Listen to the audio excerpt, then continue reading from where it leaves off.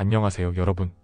오늘은 공룡이 멸종된 후 왜 다시 공룡들의 세상이 되지 않았는지에 대해 이야기해 보겠습니다. 약 6,600만 년 전, 공룡들은 지구를 지배하던 거대한 생명체였죠. 그럼 도대체 왜 그들은 다시 지구의 주인공이 되지 못했을까요? 지금부터 과학적 근거를 바탕으로 이 미스터리를 풀어보겠습니다.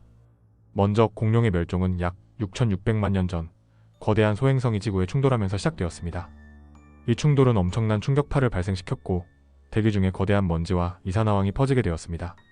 이로 인해 태양빛이 차단되었고 지구는 급격한 기온 하강을 겪었습니다.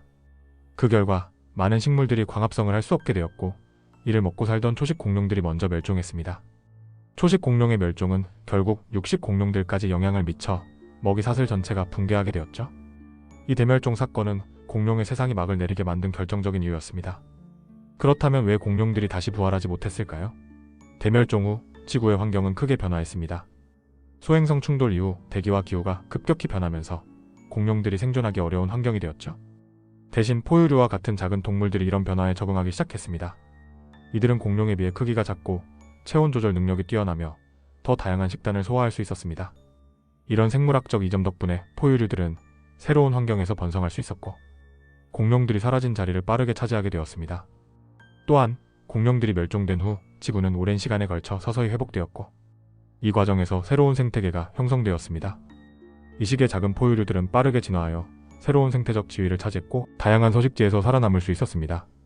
공룡들이 다시 지배적인 위치를 차지하려면 그들이 새로운 생태계에서 경쟁해서 승리해야 했겠지만 이미 포유류들이 차지한 자리에서 다시 도약하기는 어려운 상황이었습니다. 그리고 또 하나 중요한 점은 대멸종 이후 환경이 포유류에게 유리하게 변했다는 것입니다. 대멸종 후의 지구는 이전보다 더 춥고 변화무쌍한 환경이었는데 공룡들은 이러한 환경 변화에 적응하기 어려웠습니다. 반면 포유류들은 체온을 일정하게 유지할 수 있는 능력 덕분에 변화된 환경에서도 생존할 수 있었죠. 이러한 이유로 공룡들은 멸종 이후 다시 부활하지 못했고 포유류들이 그 자리를 대신하게 된 것입니다. 사실 공룡의 후손이라고 할 수 있는 생명체가 지구에 여전히 존재합니다. 바로 새들이죠. 많은 과학자들은 현대의 새들이 공룡, 특히 소형 육식 공룡의 후손이라고 보고 있습니다. 이들은 공룡들이 멸종하기 전부터 이미 작고 날 수 있는 형태로 진화해 있었고 대멸종의 영향에도 불구하고 살아남아 오늘날까지 번성하게 되었습니다.